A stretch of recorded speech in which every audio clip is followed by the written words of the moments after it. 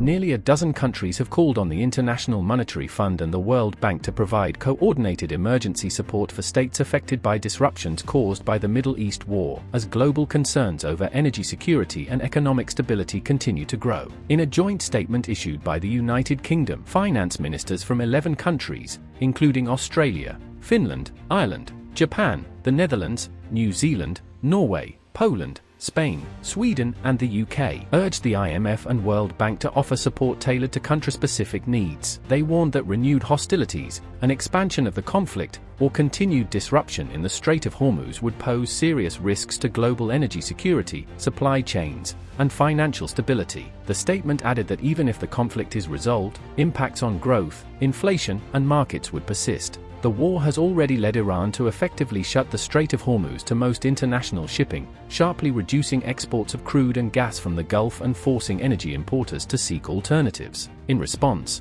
the United States has imposed a naval blockade on Iranian ports, preventing several vessels from leaving the area. The U.S. military said multiple vessels had been turned back under the blockade, including the Chinese-owned tanker Rich Starry. Reports indicated that 8 Iran-linked oil tankers have been intercepted since the blockade began. However, some maritime data suggested that certain ships continued to move through the strait, highlighting an unclear enforcement picture. Iran has warned that the blockade could put the ceasefire at risk and threatened to disrupt trade routes in the Red Sea if the siege continues. Iranian officials also said alternative ports could be used to bypass the blockade, while some reports suggested that maritime traffic from southern Iran was still ongoing. Amid these tensions, diplomatic efforts are continuing. China's top diplomat told Iran that Beijing supports maintaining the momentum of ceasefire talks and is willing to play a constructive role in promoting peace. This comes as Pakistan continues its mediation efforts, with delegations engaging both Tehran and Washington following the first round of talks in Islamabad, which ended without agreement after nearly 21 hours. US President Donald Trump said a peace deal could be reached soon, suggesting that the war may be close to ending. Vice President J.D. Vance also noted that while mistrust remains between the US and Iran,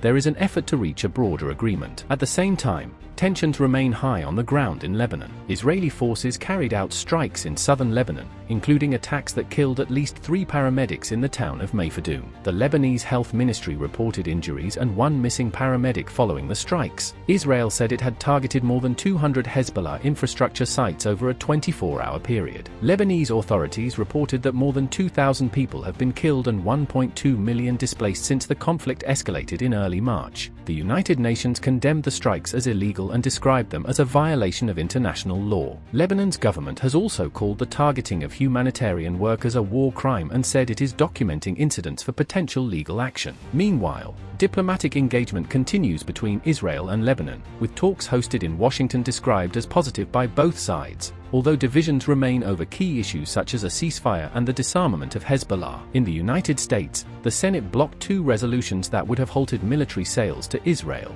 including bombs and bulldozers. While the measures failed, support from a majority of Senate Democrats reflected growing concern over civilian impacts in the region. Separately, the United States warned that countries purchasing Iranian oil could face secondary sanctions. Officials said China, which has been a major buyer of Iranian oil, may pause purchases due to the blockade. Yesterday, we announced Operation Economic Fury, and for over a year, we have had maximum pressure on the Iranians, both on blocking payments into the Iranian state and going after the accounts of the IRGC.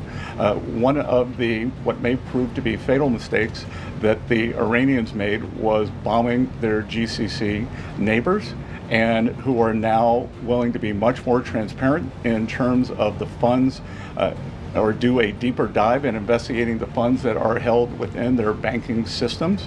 So we have pushed out to them the request that we want to freeze more funds of the leadership of the IRGC and any members of Iranian leadership. The other thing that we have done is we have told countries that if you are buying Iranian oil, that if Iranian money is sitting in your banks, we are now willing to apply secondary sanctions, which is a very stern measure, and the Iranians should know that this is going to be the financial equivalent of what we saw in the kinetic activities. Iran has also issued warnings regarding U.S. actions in the Strait of Hormuz. A senior advisor to the country's supreme leader said Iranian forces could target U.S. ships if Washington attempts to police the strategic waterway. Amid the ongoing crisis, Pakistan's finance minister Mohammad Aurangzeb said prolonged conflict would have serious financial consequences globally and for Pakistan. He said Pakistan's leadership had made efforts to support dialogue between the United States and Iran,